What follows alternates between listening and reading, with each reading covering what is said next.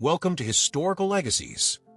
Here, we dive into history's most intriguing stories, unraveling mysteries, and uncovering truths from the past. Subscribe to join our journey through time's greatest moments. Introduction: Martin Luther King Jr., a legacy of justice and hope. Martin Luther King Jr. was more than a leader. He was the voice of a movement that reshaped the course of American history. Born into the racial divisions of the Jim Crow South, King rose to become a symbol of justice, nonviolence, and unwavering hope. His dream was not just about racial equality, but about a transformed society built on fairness, dignity, and brotherhood. Through words that stirred the conscience of a nation and actions that challenged the status quo, he became the guiding force of the civil rights movement. From the streets of Montgomery to the steps of the Lincoln Memorial, King's influence stretched far beyond his time. His speeches ignited passion, his marches forced change, and his sacrifices paved the way for a more just America. Yet, his journey was fraught with trials, opposition from the government, threats to his life, and the weight of leading a movement that demanded resilience in the face of violence. Despite this, he never wavered. His philosophy of nonviolent resistance, inspired by Mahatma Gandhi, became the movement's cornerstone, proving that moral strength could triumph over hatred. As we retrace his journey, we uncover not just the defining moments of his life, but the lasting impact of his dream. His legacy endures, reminding us that justice is never given, is demanded. This documentary will chronologically explore Martin Luther King Jr.'s life, struggles, victories, and ultimate sacrifice, painting a compelling portrait of a man whose voice still echoes in the fight for equality today. Part 1. A Childhood in a Segregated America. Martin Luther King Jr. was born on January 15, 1929, in Atlanta, Georgia, into a world sharply divided by racial segregation. His early years were shaped by both the love of his family and the harsh realities of a society that saw him as inferior because of his skin color. Raised in a middle-class home, he was the second child of Reverend Martin Luther King Sr. and Alberta Williams King, a schoolteacher. Their home was filled with faith, discipline, and a deep commitment to social justice, values that would later define King's own path. His father was a pastor at Ebenezer Baptist Church, a central institution in Atlanta's Black community, and his grandfather had also served as a minister, instilling in him a legacy of religious and civic leadership. Despite his relatively comfortable upbringing, young Martin was introduced to the pain of segregation at an early age. One of his earliest and most painful memories was losing a childhood friend simply because of race. He and a white boy had been inseparable playmates, but when they were around 6 years old, the boy's parents forbade him from playing with Martin because he was black. The sting of rejection stayed with him, marking the beginning of his awareness of the deep racial divisions that shaped the world around him. Though his parents reassured him of his worth, the injustice left a lasting impression. Growing up in Atlanta, King encountered the harsh reality of segregation daily. Black children attended separate, underfunded schools, were denied access to many public spaces, and were constantly reminded of their place in society. He quickly understood that the world treated him differently from white children, and sparked questions that would later shape his mission. His mother, a dedicated educator, emphasized the power of knowledge, ensuring that Martin and his siblings excelled academically despite the systemic barriers they faced. Books became his refuge, and he developed a deep fascination with history, theology, and speeches from influential figures. At Ebenezer Baptist Church, King was exposed to powerful sermons that blended faith with calls for justice. His father, a strong-willed minister, spoke openly against racism, refusing to submit to the passive acceptance of segregation. King Sr. once marched into a shoe store with his young son and walked out in protest when told they had to sit in the colored section. These moments of defiance left an impression on Martin, showing him that oppression did not have to be accepted. It could be challenged. Family discussions over dinner often revolve around race, justice, and the teachings of the Bible, reinforcing the idea that faith and activism could go hand in hand. Though naturally intelligent, Martin struggled with feelings of self-worth, questioning why the world seemed to reject him based on something he could not change. These inner conflicts, combined with the influence of his family, made him determined to seek a greater purpose. He also began to display a talent for public speaking, winning a speech contest at just 14, where he passionately argued that Black Americans deserved equality. It was a glimpse of the leader he would one day become, a voice that would not be silenced. By the time he entered his teenage years, Martin Luther King Jr. was no longer just a child grappling with segregation. He was beginning to see the world through the eyes of someone who would one day lead a movement. The lessons of faith, family, and injustice shaped his early years, setting the stage for the journey ahead. The pain of discrimination, the influence of the church, and his growing awareness of the world's injustices all laid the foundation for the leader he would become. With the seeds of activism planted in his mind, King's path was beginning to take shape. His childhood had shown him the cruelty of segregation, but it had also given him the tools to challenge it. As he moved forward, his education would sharpen his vision, further preparing him for the monumental role he was destined to play. Part 2. Education and the formation of his ideals. At just 15 years old, Martin Luther King Jr. took an extraordinary step that would shape his future. He enrolled at Morehouse College, one of the most prestigious Black institutions in the country. Skipping grades due to his academic excellence, he was younger than most of his classmates, yet his mind was sharp and his ambition burned brightly. But despite his achievements, King was still searching for his true purpose, uncertain of the path he wanted to take. At first, he considered a career in medicine or law, drawn to professions that could help uplift his community in tangible ways. However, his time at Morehouse would soon open his eyes to a greater calling. One of the most profound influences on King during his college years was Dr. Benjamin Mays, the president of Morehouse College. Mays was not just an educator. He was a moral philosopher and a fierce advocate for racial justice, preaching that Black leaders had a duty to challenge inequality. His speeches and discussions left a lasting mark on young Martin, teaching him that education was not just about personal success. It was about serving others and confronting injustice. Through Mays, King first encountered the idea that nonviolent resistance could be a powerful tool for change, a concept that would later define his leadership. Although he grew up in a deeply religious household, King had his own struggles with faith. As a teenager, he questioned traditional religious teachings, unsure of how they fit into a world filled with racial hatred and oppression. But his exposure to philosophy and theology at Morehouse began reshaping his understanding of religion, helping him see it as a force for justice rather than blind obedience. Inspired by these ideas, he made a life-changing decision. He would follow in his father's footsteps and become a minister, but one who preached action as much as faith. With this newfound sense of purpose, King continued his studies at Crozer Theological Seminary in Pennsylvania, where he encountered a world very different from the segregated South.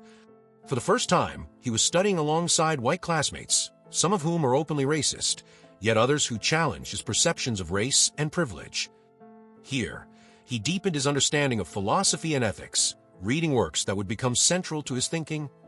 Henry David Thoreau's Civil Disobedience struck a chord, introducing him to the idea that moral laws stood above unjust human laws.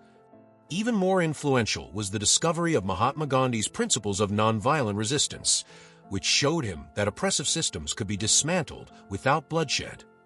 While at Crozer, King's intellectual world expanded, but he also experienced personal moments that shaped his resolve. Despite being in the North, he still faced racism, such as being denied service at a restaurant simply because of his race. These experiences reinforced a painful truth. Segregation and discrimination were not just Southern problems, but national ones. Education alone would not be enough to change this reality. Action was needed. During this time, he met Coretta Scott, a gifted singer and activist who shared his passion for justice. Their relationship was not just romantic, it was intellectual, built on deep discussions about race, justice, and their shared dream of a better world. Coretta saw in Martin the makings of a leader, someone who could inspire change beyond the walls of academia. Her support and belief in his mission strengthened his commitment to fighting for civil rights. Determined to elevate his understanding even further, King pursued a PhD in systematic theology at Boston University. There, he refined his philosophy, blending Christian teachings with social activism. He studied theologians who argued that religion must be an active force in society, reinforcing his belief that faith without action was meaningless. By the time he graduated in 1955, he was not just an academic, he was a man prepared for leadership, armed with knowledge, faith, and a vision for change. King had entered college as a bright but uncertain young man searching for his purpose. He left as a deeply convicted leader, ready to take on the greatest struggle of his time. His education had shaped his thinking, but the real test was yet to come. As he stepped into the world beyond academia, history was waiting for him. Part 3. The Montgomery Bus Boycott. A movement begins. On the evening of December 1st, 1955, in Montgomery, Alabama, a seamstress named Rosa Parks made a decision that would change the course of American history. After a long day of work, she took a seat in the designated colored section of a segregated city bus. When the bus filled up, the driver ordered her, along with other black passengers, to give up their seats for white riders. While others complied, Parks refused. Her quiet but firm resistance led to her arrest, sparking outrage within Montgomery's black community. Yet what many did not know was that this act of defiance was not a spontaneous decision. It was part of a much larger fight against racial injustice. For years, black residents of Montgomery had endured daily humiliation and violence on segregated buses. Drivers often harassed and mistreated them, forcing them to stand even when seats were available. The Women's Political Council, WPC, led by Joe and Robinson, had long been planning to challenge this injustice. When Parks was arrested, Robinson and the WPC swiftly organized a bus boycott, printing thousands of leaflets overnight and calling for a one-day protest. The response was overwhelming. On December 5th, the first day of the boycott, the buses ran nearly empty, proving the power of collective action. That same evening, a community meeting was held at Holt Street Baptist Church to determine the next steps. It was here that a young pastor, Martin Luther King Jr., was thrust into the spotlight. Though only 26 years old and relatively new to Montgomery, King was chosen to lead the newly formed Montgomery Improvement Association, MIA, the organization that would oversee the boycott. He was seen as an ideal leader, articulate, charismatic, and untainted by political battles. That night, he delivered his first major speech to a packed church, electrifying the crowd with his call for justice and dignity. "We are tired of being segregated and humiliated, tired of being kicked about by the brutal feet of oppression," he declared. His words resonated, turning the boycott from a short-term protest into a full-scale movement. With King at the helm, the boycott gained strength. Black residents, who made up the majority of Montgomery's bus riders, refused to board the city's buses. Instead, they walked miles to work, organized carpools, and found alternative transportation.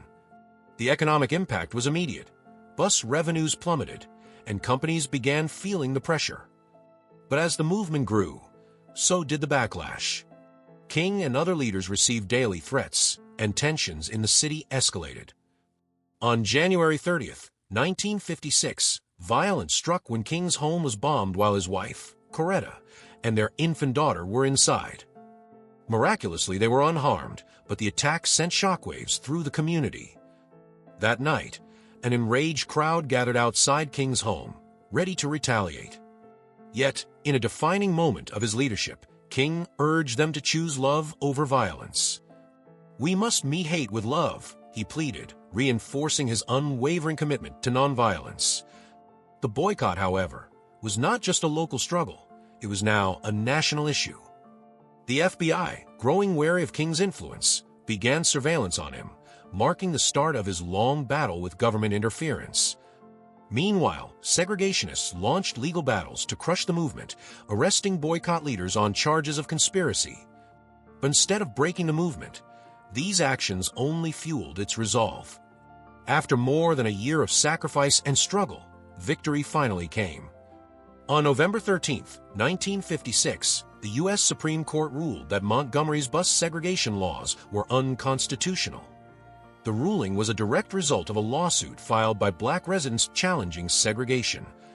On December 20th, King and other leaders boarded a newly integrated bus, marking the end of the boycott. The Montgomery bus boycott was more than just a protest. It was a turning point in the civil rights movement. It introduced King as a national leader and demonstrated the power of nonviolent resistance. The success of the boycott sent a clear message to the nation. Change was possible, and the fight for equality had only just begun. Part 4. Emerging as a national civil rights leader. The Montgomery bus boycott had not only desegregated buses, but had also introduced a new leader to the national stage. Martin Luther King Jr., once a little-known pastor, was now the face of a growing movement. His leadership during the boycott, combined with his powerful oratory and commitment to nonviolence, captured the attention of Americans across the country. The press, both black and white, covered his speeches, and his name became synonymous with the struggle for racial equality. As television and radio broadcasts spread his message, King quickly became a national figure. With his newfound prominence, invitations poured in from churches, civil rights organizations, and community groups across the country. People wanted to hear him speak, to see the man who had helped dismantle segregation in Montgomery. He traveled extensively, inspiring black communities to stand up against injustice and urging white allies to support the movement. His speeches were not just calls for action, but also lessons in nonviolent resistance, a philosophy deeply influenced by Mahatma Gandhi. King had long admired Gandhi's methods, believing that nonviolence was the most powerful weapon in the fight for justice. As his influence expanded, so did the number of people who sought to guide and support him. He built alliances with seasoned civil rights leaders such as Bayard Rustin, a strategist who helped him refine his approach to activism, and Ella Baker, who encouraged grassroots organizing. These relationships strengthened King's position, but they also highlighted divisions within the movement. Some activists, frustrated by slow progress, wanted more immediate and radical action, while King remained committed to patience, strategy, and moral authority. Despite differences, he worked tirelessly to unify the movement, understanding that internal conflicts could weaken their cause.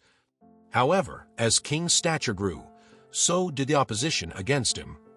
White supremacist groups saw him as a threat to the racial order they sought to maintain. Segregationists in the South viewed him as an agitator, a man who was challenging the very foundations of their society. Death threats became a daily occurrence.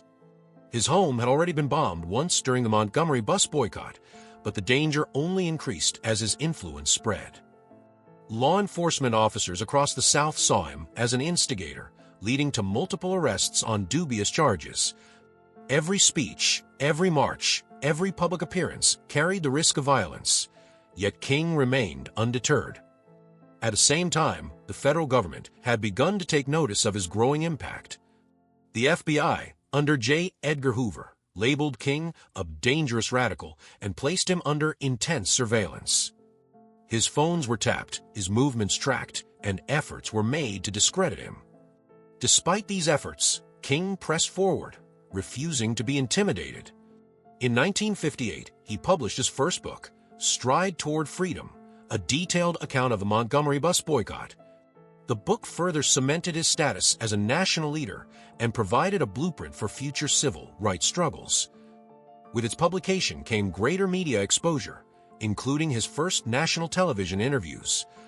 Millions of Americans, both black and white, saw and heard him for the first time, witnessing his ability to articulate a vision of unity and justice. His message was clear. This was not just a struggle for black people, but for the soul of America itself. Yet, the demands of leadership took a toll on his personal life. The threats against him extended to his wife, Coretta, and their young children. His constant travel and the weight of the movement placed a strain on his family. Still, Coretta remained a steadfast partner, supporting his mission despite the dangers. By the end of the 1950s, it was clear that King was no longer just a local pastor or a leader of a single protest. He had become the face of a national revolution. His work was far from over, and the battle for justice was only beginning. The question was no longer whether he was a leader. It was what he would do next. Part 5. the Southern Christian Leadership Conference and Nonviolent Resistance. In the aftermath of the Montgomery bus boycott, it became clear that the fight for civil rights needed a broader, more organized effort. Martin Luther King Jr. and other prominent activists recognized the need for a united front that could coordinate protests across the South. In 1957, they came together in Atlanta to establish the Southern Christian Leadership Conference, SCLC, a coalition of black ministers and leaders dedicated to achieving racial equality through nonviolent resistance. King, already a national figure, was chosen as the organization's first president, a role that would further define his leadership. The SCLC's mission was clear: to use churches as the foundation for organizing nonviolent protests and to train activists in the principles of passive resistance. Inspired by Mahatma Gandhi, King saw nonviolence as not just a strategy, but a moral imperative. The movement would confront injustice not with hatred or aggression, but with peaceful demonstrations, civil disobedience, and unwavering faith in justice. However, while the vision was strong, the early days of the SCLC were filled with challenges. One of the biggest obstacles was convincing local black communities and leaders to embrace the approach. Many feared violent retaliation from white supremacists, while others believed nonviolence would be ineffective against deeply entrenched racism. Some activists, particularly younger ones, argued that bolder, more aggressive action was necessary to speed up change.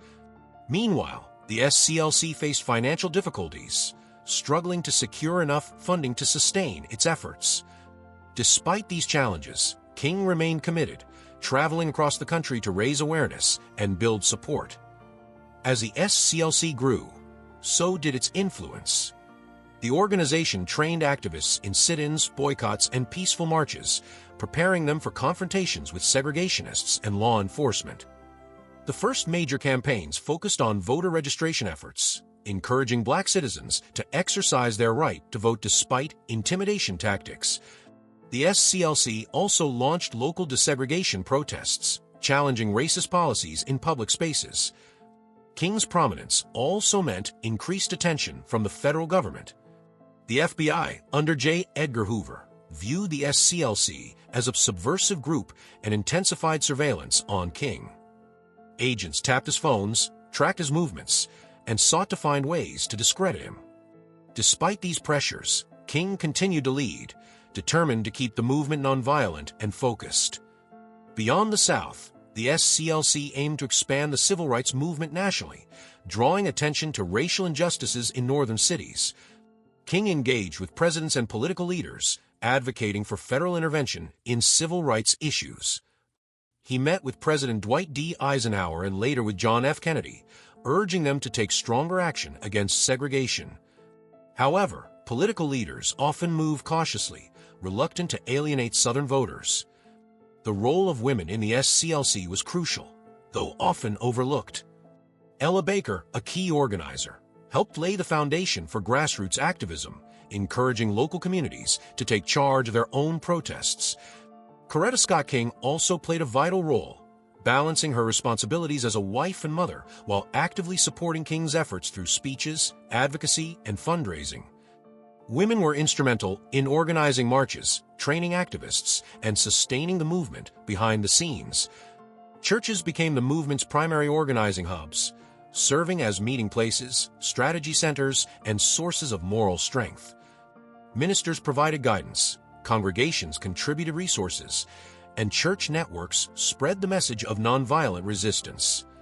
This faith-driven activism gave the movement a sense of spiritual purpose, reinforcing King's belief that civil rights were not just a political issue, but a moral one. By the late 1950s, the SCLC had transformed from a small coalition into a powerful force. Despite early struggles, King and his organization had set the stage for large-scale, national protests. The civil rights battle was gaining momentum, but the road ahead would be even more difficult. Part 6. Birmingham and the Fight Against Racial Injustice. By 1963, Birmingham, Alabama, had become a symbol of deep-seated racism and segregation. The city's laws enforced strict racial separation, and white resistance to integration was particularly violent. Known as Birmingham due to the frequent bombings of black homes and churches, it was one of the most dangerous places for civil rights activism. The Southern Christian Leadership Conference, SCLC, saw Birmingham as a critical battleground, a place where victory will have national significance. King and the SCLC partnered with local leader Fred Shuttlesworth, who had long fought against segregation despite repeated beatings, arrests, and attacks on his home. Together, they launched Project C for confrontation, a campaign of sit-ins, boycotts, and marches to challenge the city's racist policies.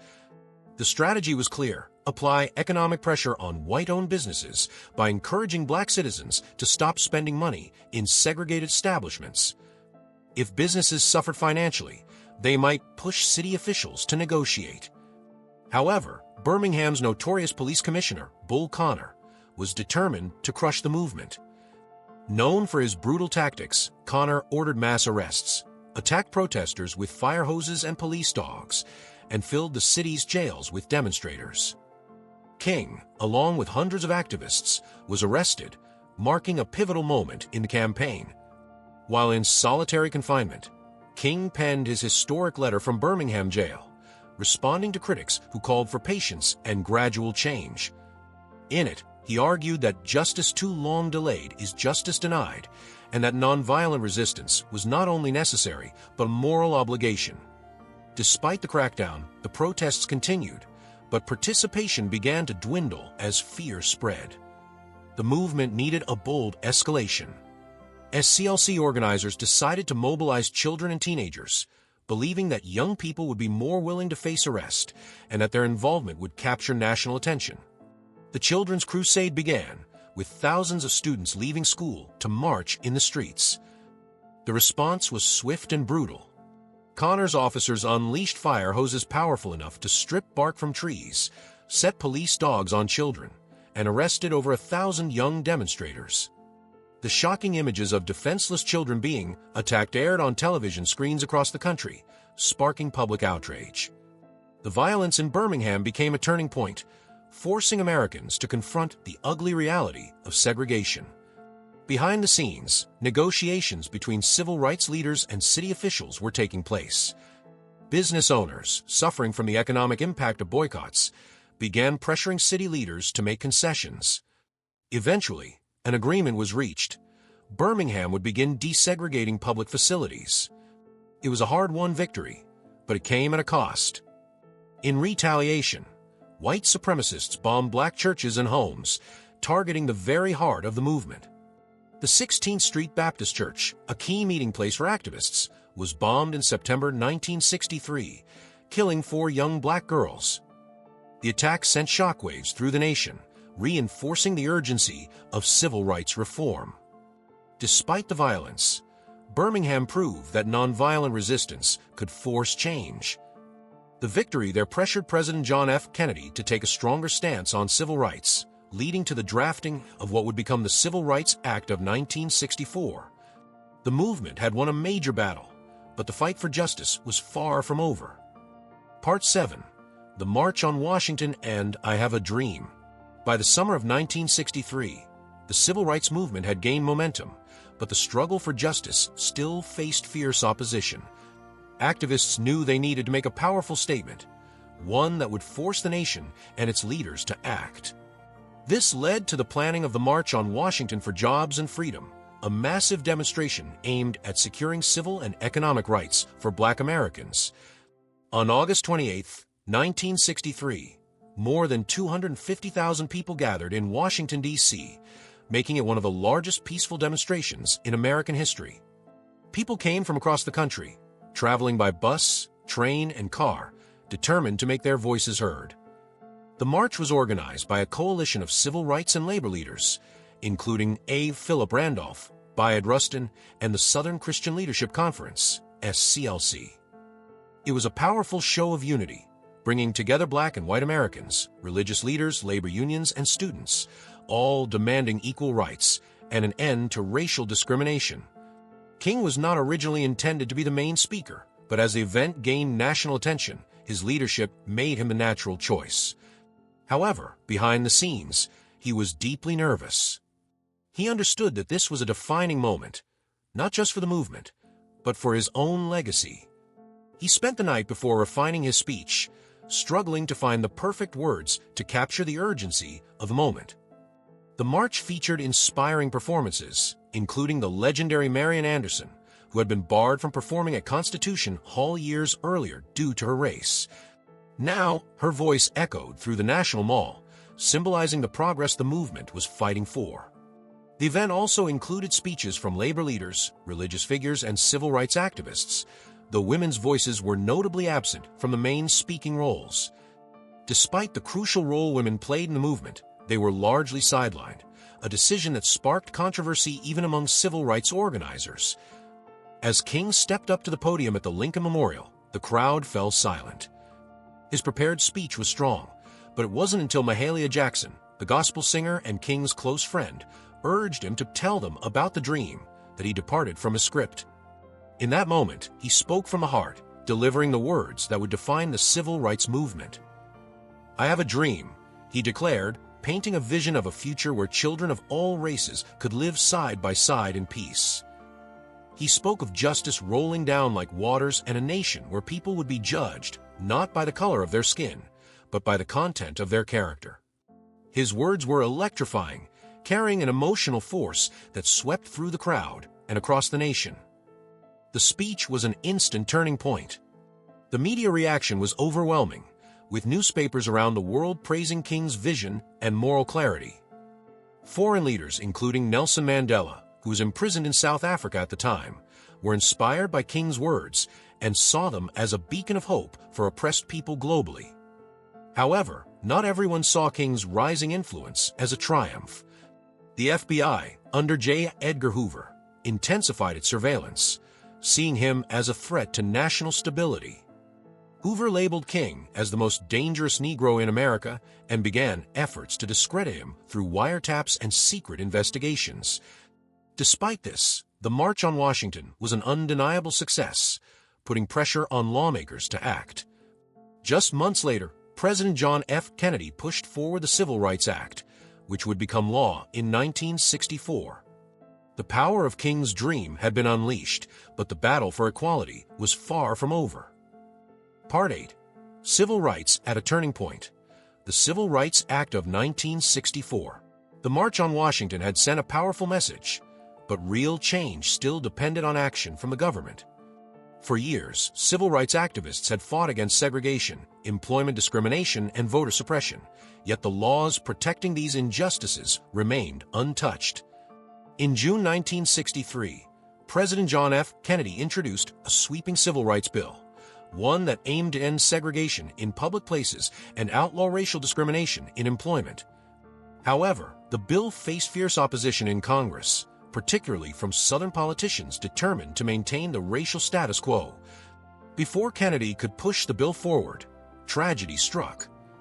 On November 22, 1963, he was assassinated in Dallas, Texas, sending the nation into shock. With Kennedy gone, many civil rights leaders feared that momentum for the bill might die with him. However, his successor, Lyndon B. Johnson, surprised both allies and opponents by taking up the cause with relentless determination.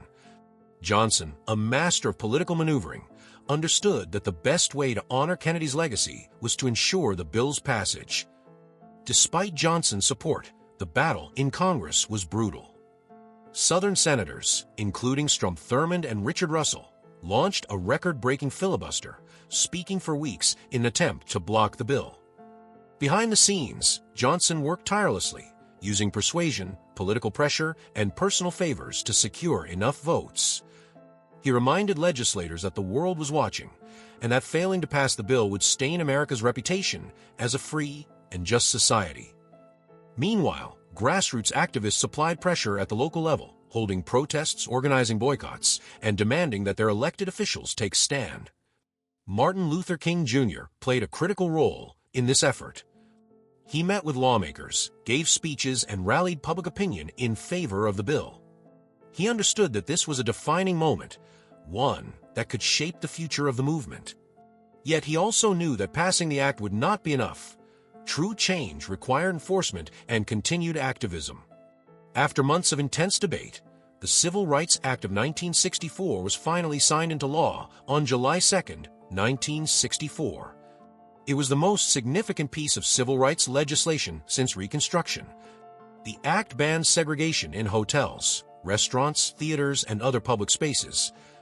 It prohibited discrimination in employment based on race, color, religion, sex, or national origin, giving the federal government the power to enforce desegregation. The law also strengthened voting rights protections, laying the groundwork for future legislation to dismantle racist voting restrictions.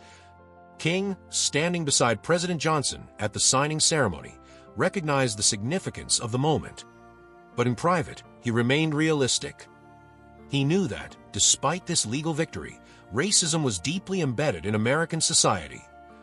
He worried that many white business owners and state officials would resist implementation. And he was right. Across the South, some businesses defied the law, refusing to integrate and daring the federal government to act. Segregationists launched violent backlash, attacking black citizens who attempted to exercise their newfound rights. Meanwhile, King's enemies in the FBI saw this moment as a threat. J. Edgar Hoover, who had long sought to undermine King, expanded surveillance efforts, convinced that King's influence was growing too powerful. The FBI began sending anonymous letters, attempting to discredit him and turn public opinion against him. Despite these challenges, the passage of the Civil Rights Act of 1964 was a monumental victory. It proved that activism, when backed by relentless pressure and political action, could break through centuries of injustice. However, King and his allies understood that the fight was far from over. One of the greatest battles still lay ahead, the battle for voting rights, which would soon bring them to the streets of Selma.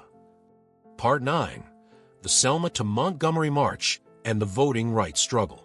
The Civil Rights Act of 1964 had outlawed segregation, but one of the most fundamental rights of democracy, the right to vote, remained out of reach for many black Americans.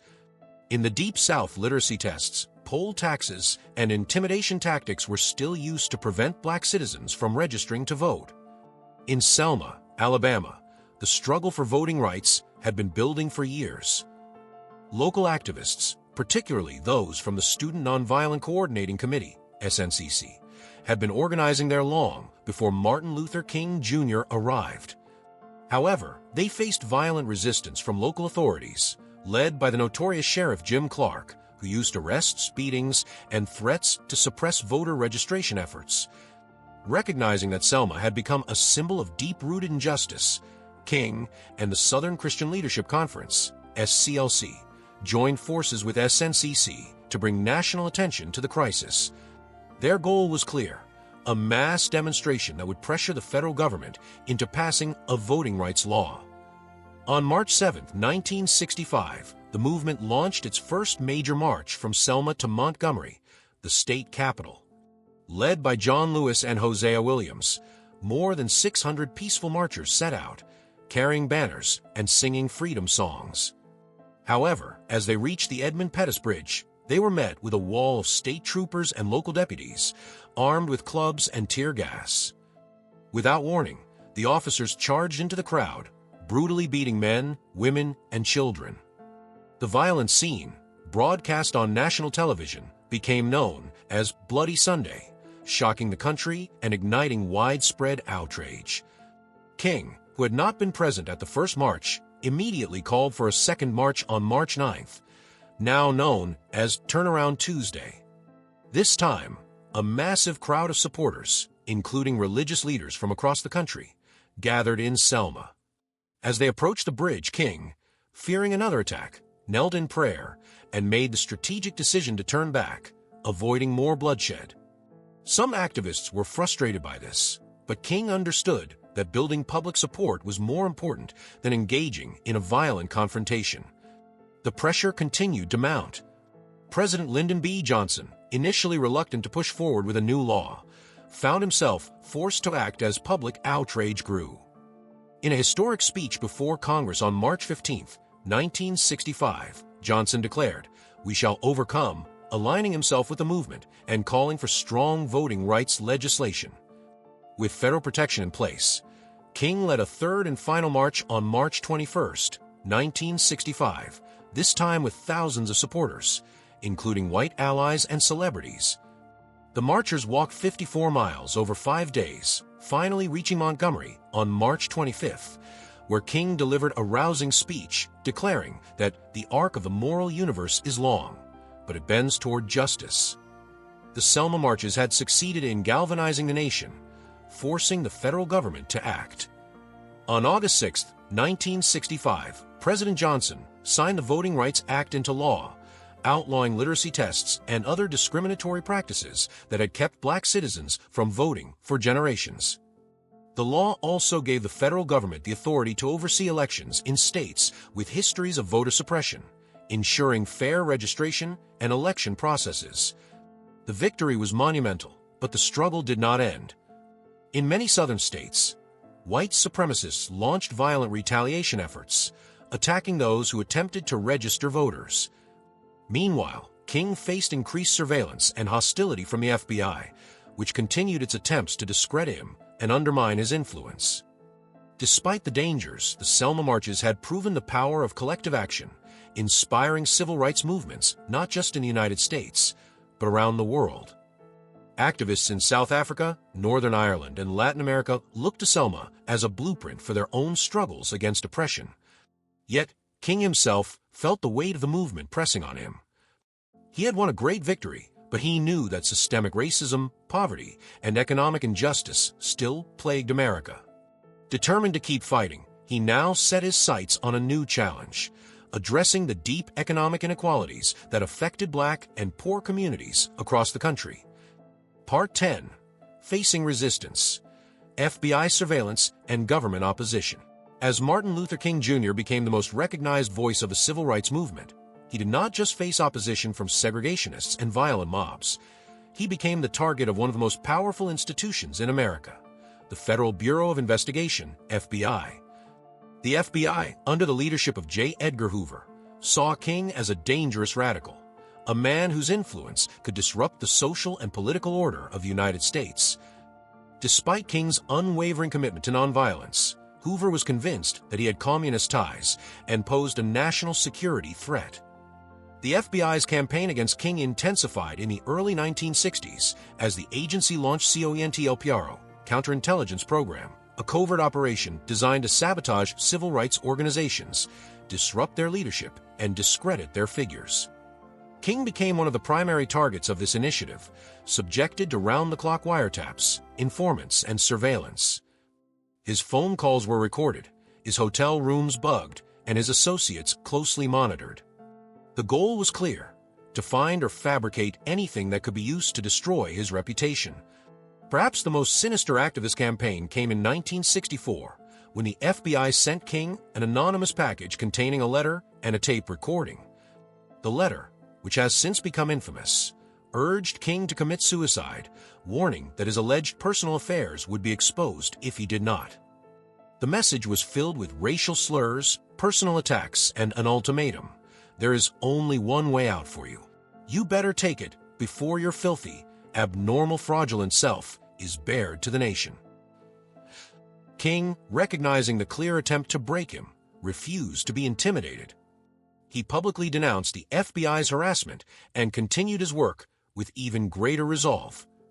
However, the FBI's attacks were not limited to King alone.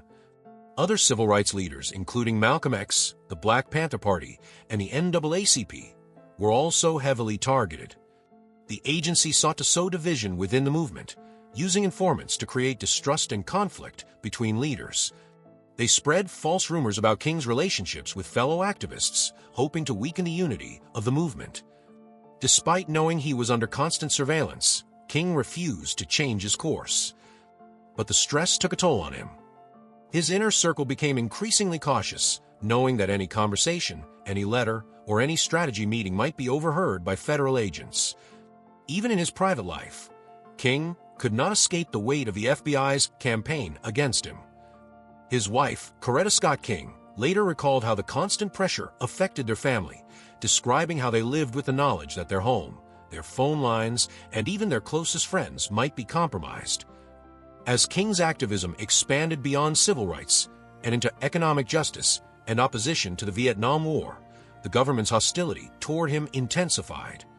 President Lyndon B. Johnson, who had once worked alongside King, grew frustrated with his outspoken criticism of U.S. military actions and systemic poverty. By condemning the war and advocating for the Poor People's Campaign, King placed himself in direct conflict with the White House and powerful political figures. The FBI's attempts to silence King ultimately failed, but they revealed a deeper truth about the challenges he faced. Even as he fought for justice on the streets, he was being hunted and undermined by those in power. The very government that had passed civil rights laws under his influence was simultaneously working to destroy him. But King did not back down. With each attack, he grew more determined. Knowing that his life was in constant danger, he turned his focus to what he believed was the next great battle, the fight against poverty and economic injustice. Part 11, Beyond Race, King's Stand Against Poverty and the Vietnam War. By the mid-1960s, Martin Luther King Jr. had come to a profound realization. The fight for racial equality could not be won without addressing economic injustice. King had seen firsthand that poverty affected Black and white Americans alike, trapping families in cycles of desperation, joblessness, and inadequate housing. As he traveled across the country, he met low-income workers, struggling families, and communities abandoned by the very nation they helped build. He knew that true justice required more than just legal equality. It required economic opportunity for all. King's call for economic justice was met with resistance, but an even greater storm was brewing, one that would cost him political allies and intensify opposition against him. As the Vietnam War escalated, King saw how billions of dollars were being spent on war while poverty and suffering increased at home. Black soldiers were being sent to fight abroad, yet they returned to a country that still denied them basic rights. To King, the war was not only morally wrong, but also an extension of the same injustice he had been fighting against for years. On April 4, 1967, exactly 1 year before his assassination, King delivered one of his most controversial speeches, Beyond Vietnam, A Time to Break Silence, at Riverside Church in New York City. In this speech, he condemned the U.S. government's role in Vietnam, calling it the greatest purveyor of violence in the world today. He argued that the war drained resources from programs that could have lifted millions of Americans out of poverty, and that it disproportionately harmed Black and poor communities. King's speech shocked the nation. Many expected him to stay focused on civil rights, but he had chosen to take on a global issue, challenging the U.S. government directly. The backlash was swift. The media, including major newspapers like the New York Times and Washington Post, denounced him for stepping beyond his role as a civil rights leader. President Lyndon B. Johnson, who had once worked closely with King on civil rights legislation, saw this as a betrayal and cut ties with him. Even some of King's fellow activists criticized his stance, believing that his involvement in foreign policy weakened the civil rights movement. The FBI, already working to undermine King, escalated its efforts. With Hoover still determined to destroy him, the agency increased surveillance, spread misinformation, and attempted to isolate him further. King was now labeled as an even greater threat, and the government sought to discredit his influence by portraying him as reckless and misguided. Despite losing key allies and facing increased hostility, King refused to back down. He believed that standing against injustice anywhere was necessary, no matter the cost. He saw how war and racism were interconnected, both fueled by greed, inequality, and the suppression of the powerless. His message was clear. America could not claim to be a champion of freedom abroad while denying justice at home. King's shift in focus led to the Poor People's Campaign, an ambitious movement aimed at addressing systemic poverty and economic inequality. He envisioned a mass mobilization of poor Americans, Black, white, Latino, and Native American, demanding better wages, fair housing, and access to education. But as King pushed forward, he felt increasingly isolated. He had alienated powerful allies, faced relentless government attacks, and saw his own movement divided on whether he was taking on too much at once. Yet, despite everything, King remained committed to his vision. He believed that justice had no borders, that fighting for the poor, opposing war, and demanding racial equality were all part of the same struggle. It was this belief that would lead him to his final fight, the Poor People's Campaign. Part 12. The Poor People's Campaign, a New Fight for Economic Justice. By 1968, Martin Luther King Jr. had come to a defining conclusion. Racial equality alone would not bring true justice. Economic injustice had to be confronted directly. Across America, he saw families trapped in poverty, workers exploited, and entire communities left behind. Whether black or white, Native American or Latino, millions struggled with inadequate wages, poor housing, and little access to education. King knew that civil rights victories had changed laws, but they had not changed the deep economic divide that kept people in cycles of oppression. He believed that the next phase of the movement had to go beyond racial issues and focus on economic justice for all. Thus, in early 1968, he announced the Poor People's Campaign, a massive initiative to bring together the poor across racial lines and demand real economic reforms from the U.S. government. King envisioned a mass demonstration in Washington, D.C., where thousands of poor Americans would camp out in front of Congress, refusing to leave until lawmakers took action. He wanted the government to address fair wages, unemployment, housing shortages, and education inequality. It was a bold and ambitious plan, one that terrified those in power. The government, particularly the FBI, saw this campaign as an escalating threat. J. Edgar Hoover had already targeted King for years, but now he doubled down on efforts to discredit and isolate him. The FBI warned officials that King was trying to destabilize the country by uniting poor communities against the government. They spread misinformation, heightened surveillance, and attempted to turn allies against him. But King remained undeterred, convinced that economic inequality was the last great frontier of injustice. As King traveled the country, he witnessed extreme poverty firsthand.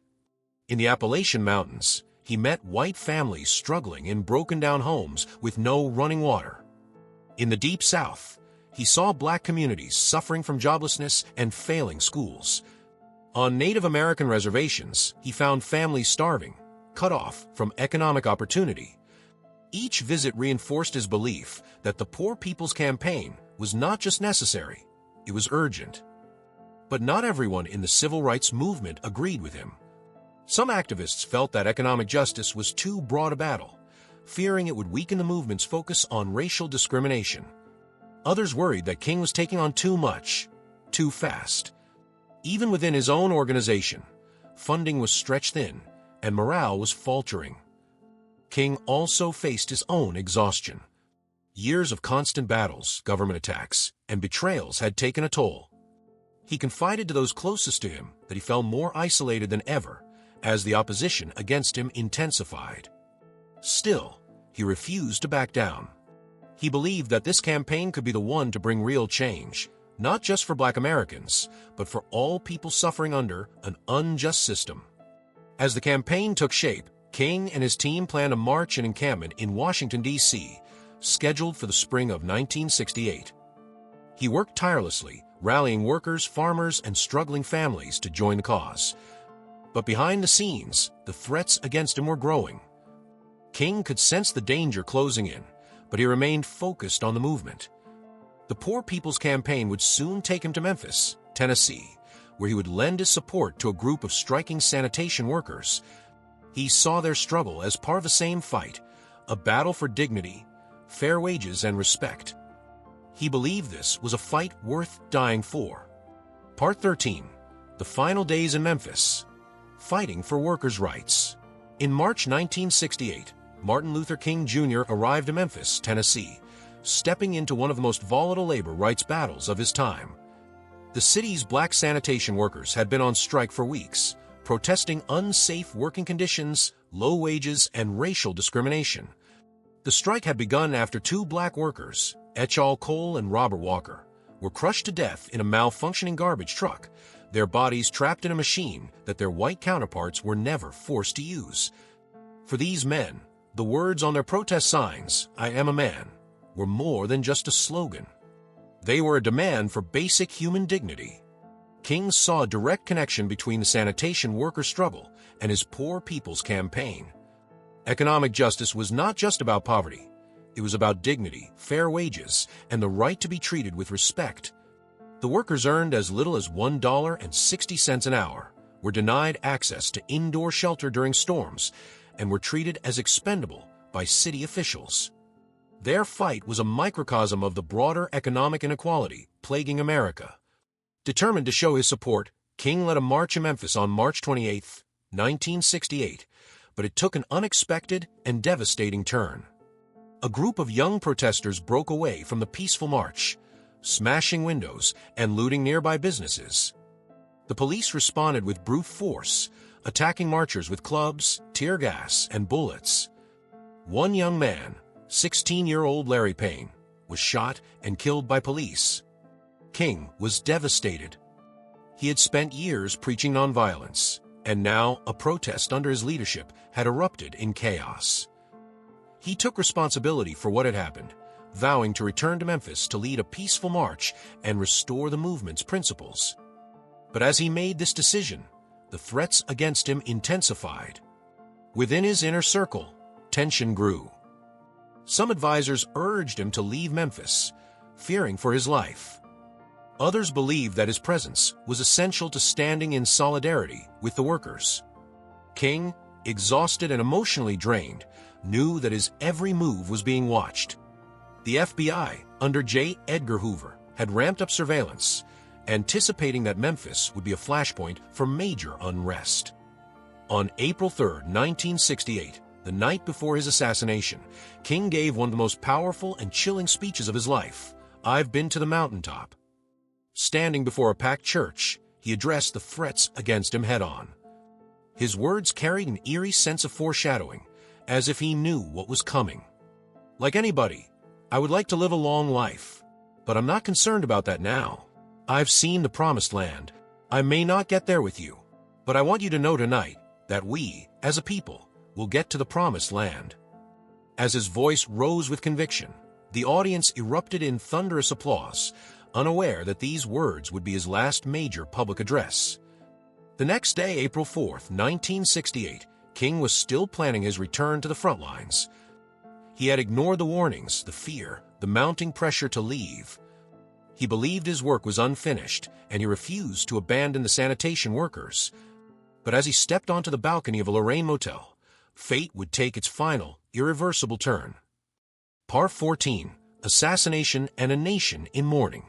The evening of April 4, 1968, was like any other for Martin Luther King Jr. He was in Memphis, Tennessee, staying at the Lorraine Motel, preparing for another march in support of the city's striking sanitation workers. He had spent the day meeting with local activists, refining his message, and planning next steps. Despite the mounting threats against him, he refused to hide, refused to be silenced, refused to stop. At 6:01 p.m., as King stepped onto the balcony of room 306, a single gunshot rang out. The bullet struck the right side of his face, tearing through his jaw and neck, severing his spinal cord. He collapsed instantly, as those around him rushed to his aid, desperately trying to save him. In the chaos, one man pointed toward a boarding house across the street, shouting the shot came from theirs. But it was too late. King was rushed to St. Joseph's Hospital, where doctors fought to revive him. At 7:05 p.m., Martin Luther King Jr. was pronounced dead. The man who had preached peace, love, and nonviolence had been gunned down in cold blood. News of his assassination spread like wildfire. Across the United States, cities erupted in grief and rage. Riots broke out in over 100 cities as people set fires, shattered windows, and clashed with police. It was as if the nation itself had torn apart at the seams. President Lyndon B. Johnson, recognizing the scale of the crisis, declared a national day of mourning. But for many, his words rang hollow. The same government that now mourned King had spied on him, harassed him, and labeled him a threat. In Washington, D.C., flames lit up the skyline as thousands of mourners turned their grief into protest. In Chicago, Baltimore, and Louisville, the streets were filled with people who felt that King's death was proof that America had no place for justice. Soldiers and police forces were deployed to quell the uprisings, but the pain was too deep, too raw. Meanwhile, the hunt for King's assassin had begun. A man named James Earl Ray, an escaped convict, was identified as the shooter. He had allegedly rented a room in the boarding house across from the motel, using a rifle with a scope to fire the fatal shot. After a massive manhunt, Ray was captured 2 months later in London, trying to flee the country. He later pleaded guilty, avoiding a trial, and was sentenced to 99 years in prison. But many, including King's own family, never believed the official story. They questioned whether Ray acted alone or if he was part of a larger conspiracy. King had made powerful enemies, the FBI, white supremacist groups, and even some within the government. For years, J. Edgar Hoover's FBI had spied on King, trying to discredit him, blackmail him, and weaken his movement. Could they have played a role in his assassination? As the questions swirled, America was left to grapple with the weight of its loss. King had been more than a leader. He had been a symbol of hope, of progress, of the dream of a better tomorrow. His death wasn't just the loss of a man, it was a wound to the soul of the nation. But his dream did not die that day. His funeral, held in Atlanta on April 9, 1968, drew over 100,000 mourners. Millions more watched on television as his casket, placed on a mule-drawn cart, made its way through the streets. The simple wooden casket was a reflection of King's humility, his lifelong dedication to the poor, to the oppressed. As the procession moved forward, the crowd sang the anthem of the movement, "We shall overcome." But even in death, Martin Luther King Jr. was not finished. His message, his fight, his dream, they would all live on, carried forward by those who refused to let his sacrifice be in vain. Part 15, The Legacy of Martin Luther King Jr., A Dream That Lives On. Martin Luther King Jr. left the world too soon, but his dream did not die with him. His assassination in 1968 was meant to silence him, yet his voice echoes across generations, inspiring movements, leaders, and ordinary people who continue the fight for justice. The civil rights movement did not end with King's death. In the years that followed, his legacy pushed forward key legislative changes and societal shifts. Just days after his assassination, Congress passed the Fair Housing Act of 1968, a law aimed at ending racial discrimination in housing, one of the very causes King had been fighting for. Though racism and segregation did not disappear overnight, his influence helped break legal barriers and forced America to confront its own injustices. King's message extended far beyond the United States. Around the world, he became a symbol of peaceful resistance, a reminder that nonviolent protest could dismantle oppression. His words and strategies influenced freedom struggles in South Africa, India, Eastern Europe, and beyond.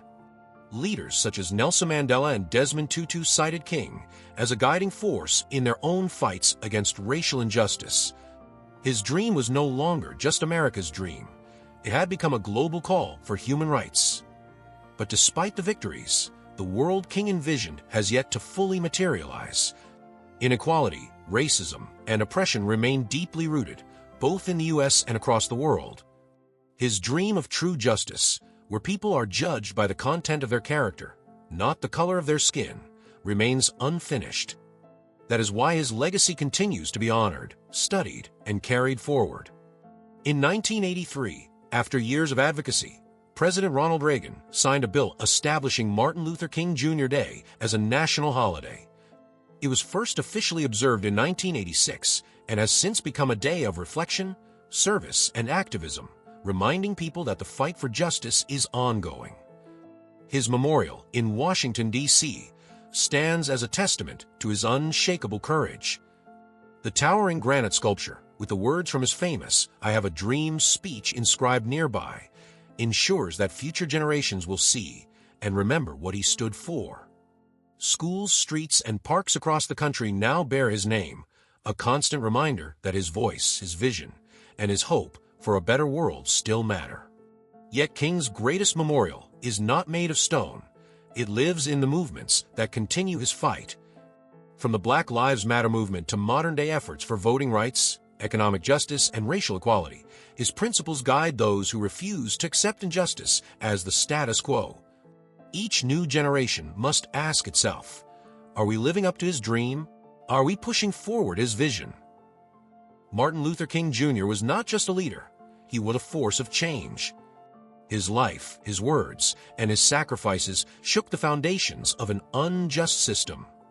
Though his body was taken by an assassin's bullet, his dream remains alive in every act of courage, every peaceful protest, and every voice that refuses to be silenced. Because dreams like his do not die. They continue to rise, generation after generation, until justice truly rolls down like waters, and righteousness like a mighty stream.